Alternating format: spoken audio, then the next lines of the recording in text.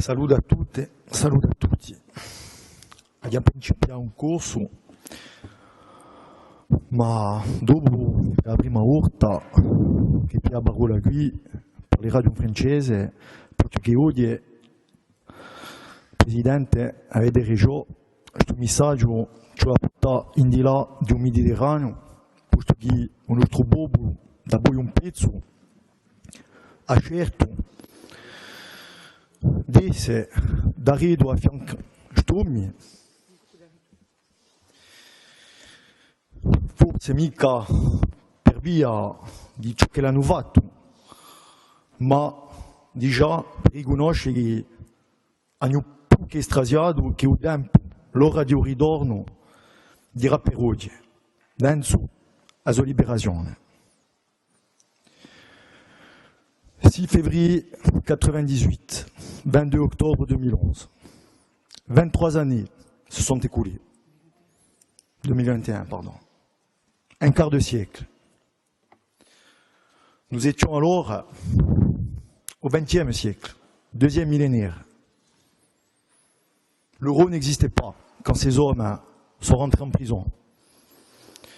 Je veux remettre un peu de temporalité parce que c'est important de voir le temps que ces hommes ont passé derrière les barreaux. Les attentats aux États-Unis en septembre 2011 n'avaient pas encore eu lieu. Même si aujourd'hui, certains prisonniers de Guantanamo ont déjà été libérés il y a quelques mois par les Américains, malgré certains actes encore plus durs que ce qui a pu être commis ici le 6 février 1998.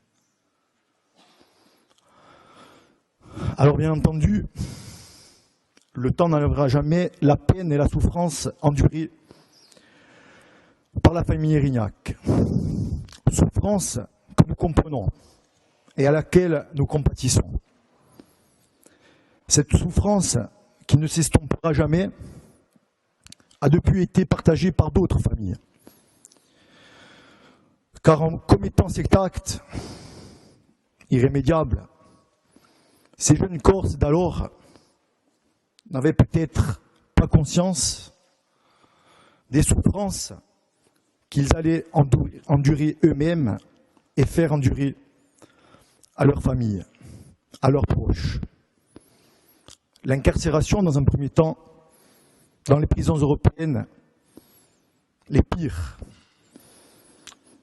Car tous ceux d'entre nous qui ont pu visiter depuis 50 ans maintenant, des proches, des amis, des militants, on peut constater que les prisons françaises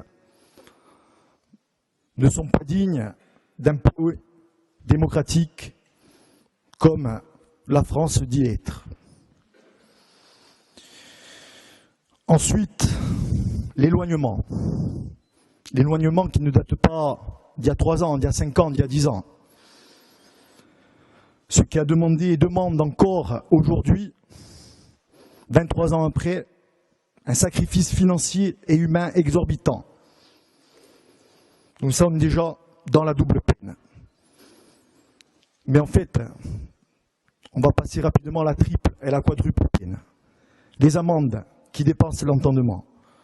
Et si celles-ci, demain, ne sont pas payées par certains détenus, c'est leur famille, leurs descendants qui, à travers les héritages familiaux, patrimoniaux, en paieront les conséquences. Donc, nous sommes dans la 4e peine.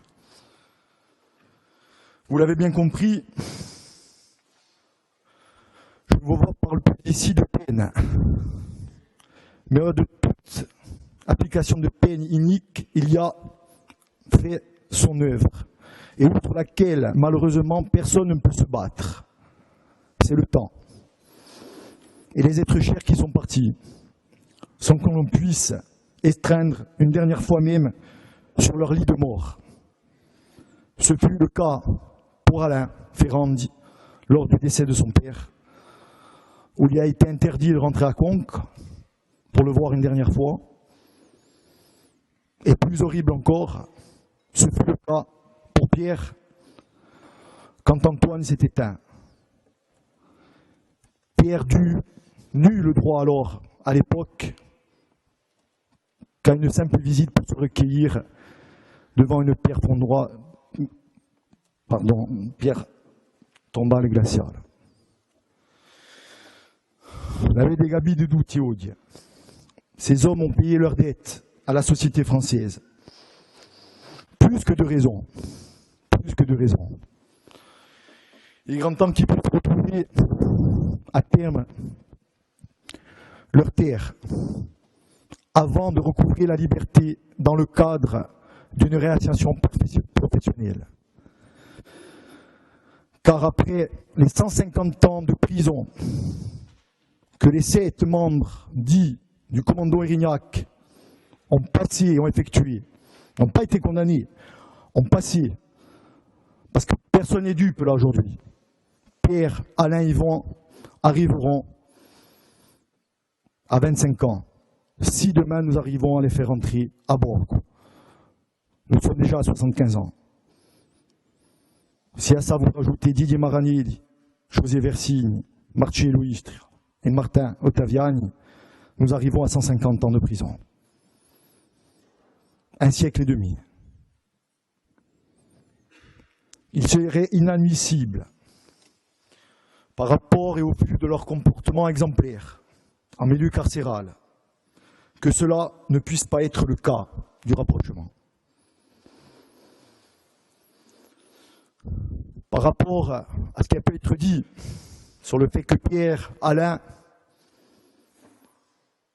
ne regrettent pas leurs gestes, déjà à voir si c'est vraiment le cas. Je voudrais reprendre les propos de Simone Veil qui disait « Les erreurs ne se regrettent pas, elles s'assument ». Ces hommes ont assumé leur acte. La justice est passée. Ils ont toujours été respectueux de la famille Érignac, en refusant même de demander une quelconque amnistie ou de la quémander.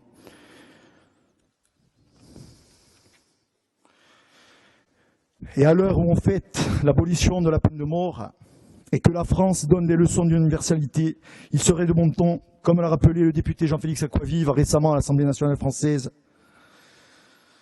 que Pierre, Alain, Yvan ne soient pas frappés d'une peine de mort déguisée.